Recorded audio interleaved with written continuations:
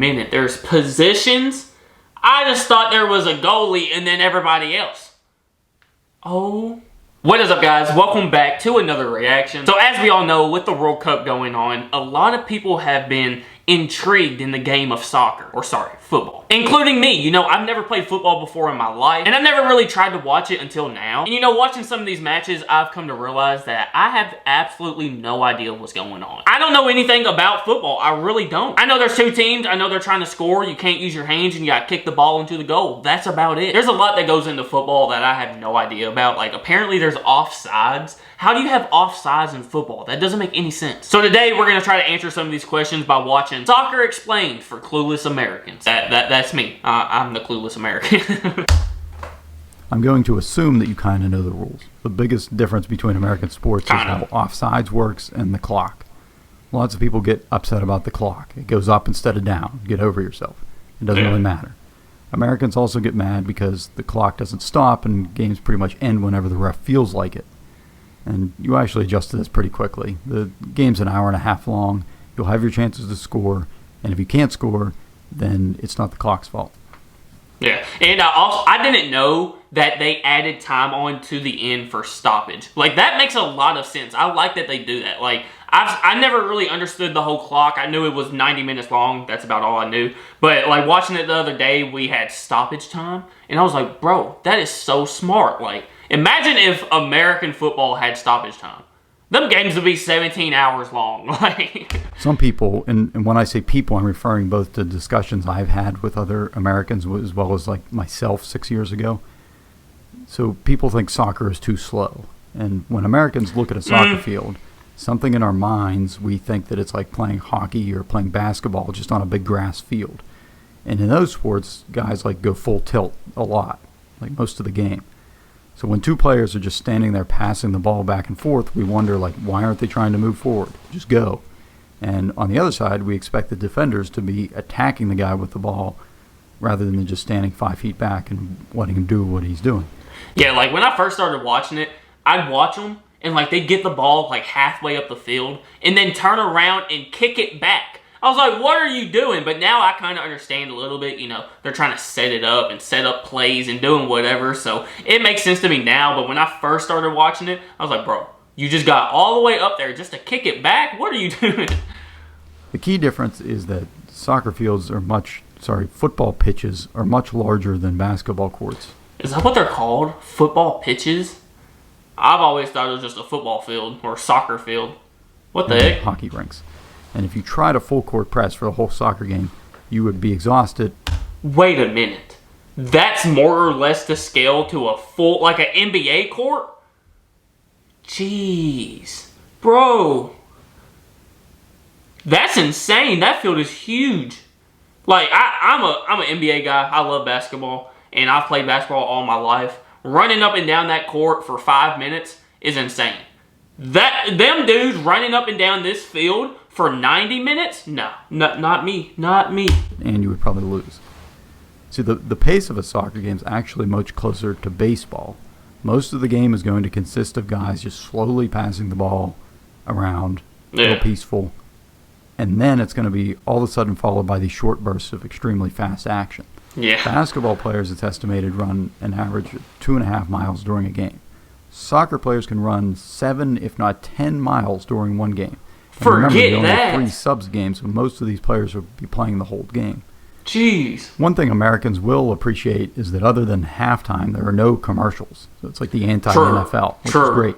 Yeah, also, bro, I never realized that until watching the World Cup. Like, I always thought it had commercials like every 15 minutes or so. No, not a single one. But then you get 15 minutes of just straight commercials. So, but that's cool though. I like how they don't interrupt the actual game. They just do it at halftime. That's pretty cool. So it means that no matter where the ball is, both teams are always potentially about 30 seconds away from scoring, which creates this kind of constant tension. Facts.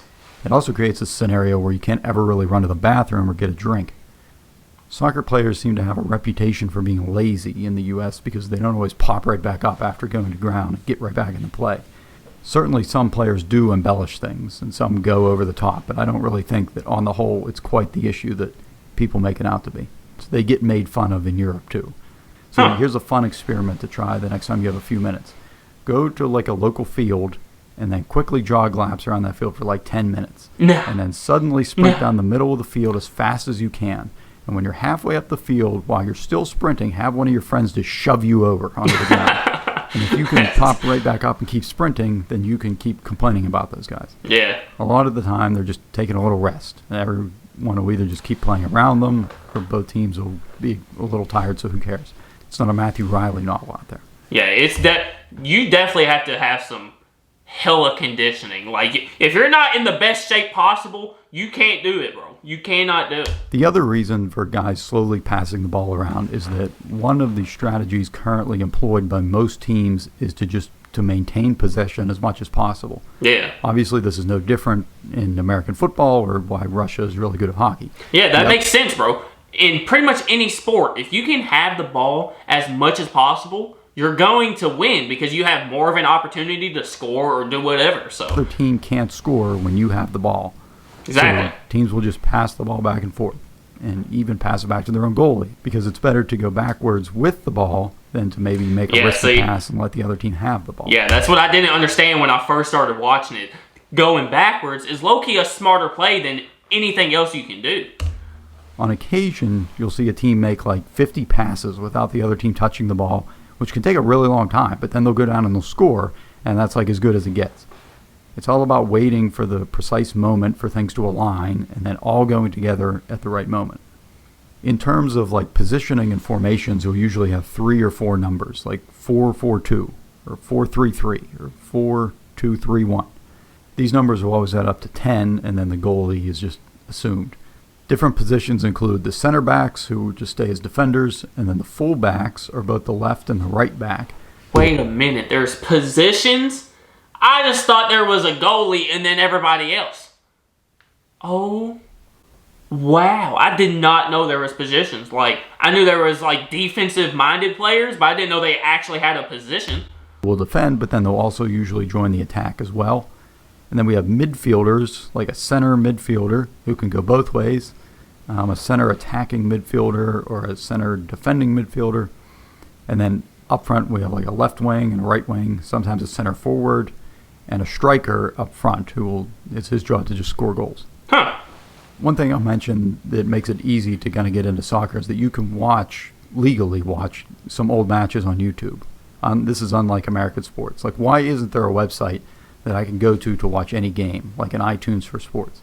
So like I can pay $2 to watch any game in history. Like, all these games are on tape somewhere. They exist. But I can't watch a game in the 1986 World Series unless an international pandemic shuts down the world and there's no sports. And they just happen to put it on NBC or something. That's true. Like, come on. So anyway, so keeping the ball and attacking is referred to as positive football. You're always trying to move forward. This is what most teams do. This is what people like to watch a little more. It's kind of exciting. It's more exciting to watch that way. But of course, there's always a yin to the yang. So the yin is this guy named Jose Mourinho. And he basically says, I don't want the ball. I'm going to stand back with my players in front of my goal, and you're not going to score.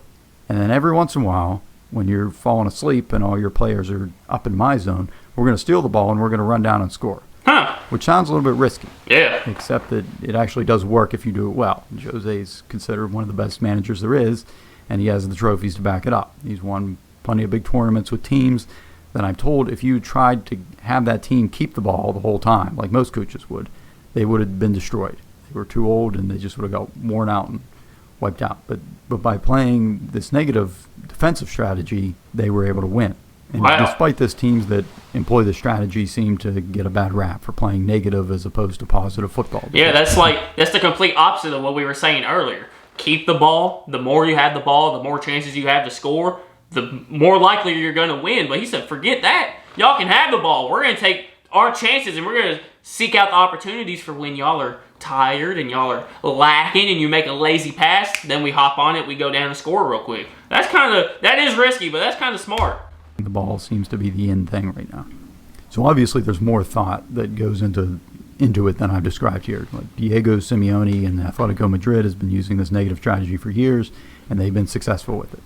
On the flip side, the guys who've risen to the top playing possession football are also widely sought after. Two of the most well-known coaches right now are Jurgen Klopp and Pep Guardiola. And I highly recommend watching the series All or Nothing about Manchester City on Amazon Prime. It's about Guardiola's team a few years ago. And it's quite clear from interviews with these guys that they're quite thoughtful and well-traveled. I couldn't name a single baseball manager who can speak 3 languages. Speaking of Manchester City, they play in England. There are 4 main football countries in Europe. There's England, Spain, Germany, and Italy. England has the Premier League, Spain has La Liga, Germany has the Bundesliga, and Italy has Serie A. See, that's the one thing I have absolutely no idea about. The different leagues, like, I just thought they all just played in the same one, but no. No, like, isn't there the Major League too, or something like that? I don't know. Like I said, I have no idea. I know that England is a Premier League. That's about it. So to take one country, they're all the same, but to take one country, England, the Premier League consists of 20 teams. Every team plays every other team, once at home and once away. And these leagues don't have playoffs. You get 3 points for a win, 1 for a tie. The team with the most points at the end of the season wins. And this can and has come down to the final day of the season before. In the U.S., our leagues pretty much have the same teams every year. So if you suck, and even if you start to lose on purpose, you actually get rewarded with the top draft pick the next year.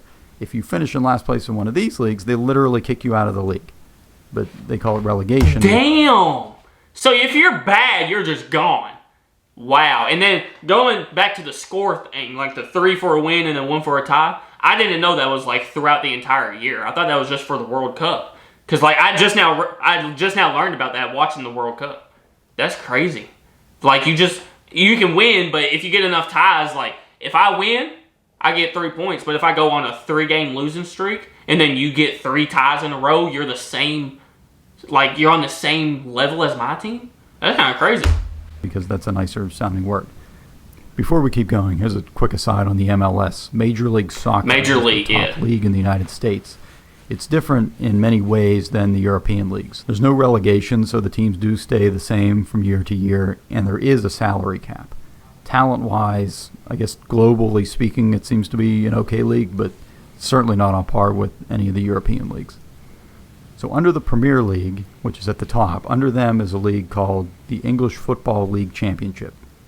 The 3 teams who finish at the bottom of the Premier League are relegated to the Championship for the next season and replaced by 3 teams from the Championship. The bottom 3 teams in the Championship are relegated to League 1. The bottom 3 in League 1 are relegated to League 2, whose losers go to the National League, whose losers are...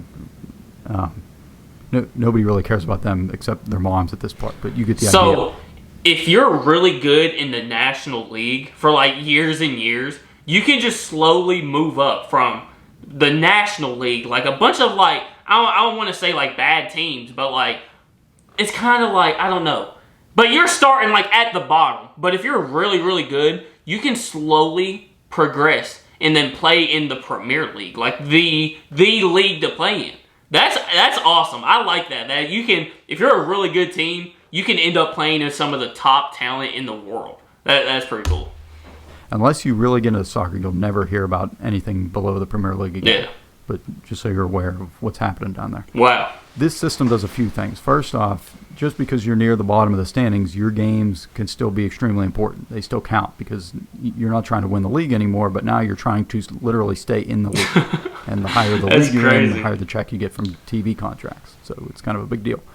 It also creates this kind of theoretical meritocracy where you could start a team with a bunch of guys anywhere in the country, get into a kind of a tiny league, and then ultimately work your way up to the Premier League. See, when I'm trying to understand different sports and stuff, I always try to compare it to the NBA. And this season, I'm pretty sure the commissioner of the NBA, he was trying to prevent teams from being bad on purpose. And he said something about if you're tanking and you're trying to lose as many games as possible, we're going to literally demote you from being an NBA team to the G League. So that's like the league below the NBA. And then promote one of the best G League teams into the NBA.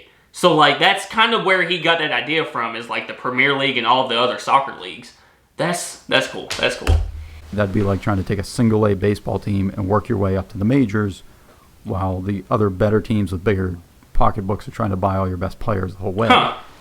But for the teams at the top, just winning the Premier League sounds pretty easy. You're playing maybe one game a week. But that's the catch. There's other things going on here. So there's also the Carabao Cup, which is a tournament open to the top 4 leagues in England. And then there's the FA Cup, which has been going on since like forever, that it's literally open to every like team in England. So over 700 teams entered this one tournament. 700? Like, imagine if every major and minor league baseball team had one giant tournament. Damn. So could any team win? Yes, they could. Will the small teams upset the bigger teams?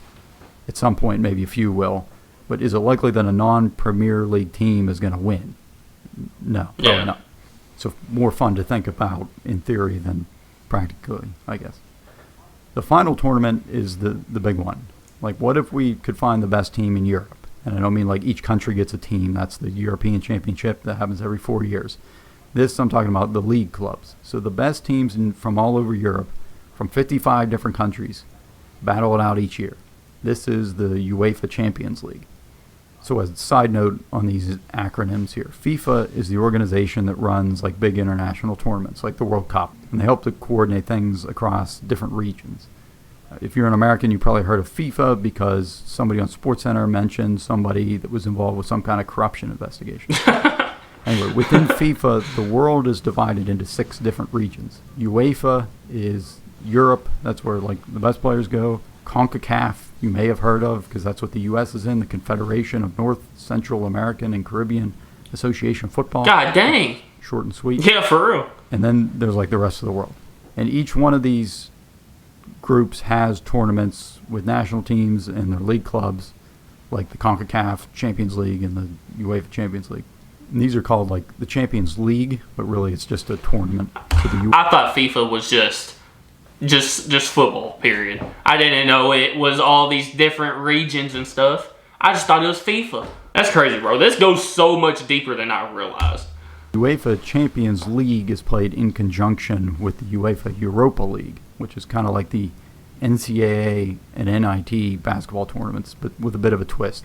They play the qualifying rounds for the Champions League first. So if you get knocked out of the big boy tournament, but you finish high enough, you can just move down into the Europa League and try to win that. And I won't get into the qualifying, but typically you're going to have teams that you may have heard of as an American, like Manchester City, Liverpool, Manchester United, Tottenham Hotspur. From Spain, they'd probably be Barcelona and Atletico Madrid and Real Madrid. Serie A from Italy, we'll have Juventus and Inter and Roma and Atalanta. Germany is pretty much dominated by Borussia Dortmund and Bayern Munich. And then there's other popular teams like Paris Saint-Germain from France and Lyon from France and Ajax from the Netherlands. And then you throw in a few Russian teams and you're ready to party. So back to the Premier League. You remember how your team's playing that kind of standard 38-game schedule. So now, also at the same time, you're competing in the Premier League, the Carabao Cup, the FA Cup, and the Champions League. And there's like a bunch of other small one-off games happening. I like it, though, because like, even if say you start in one tournament or whatever, and you lose, there's like always a chance for you to kind of come back and like still be in to win it. Like in basketball, if we go to the playoffs, if you lose 4 games, you're out. You're done. You're done for the season. Come back next year, try again. But here, it's like you can lose a game, but if you beat this team and then maybe this team loses to them, you have a chance to jump back up and like maybe be like a lower seed this time, but get back into it and try to win again. So I like that. You're not instantly eliminated like a single game elimination thing, but there's always a chance to like come back.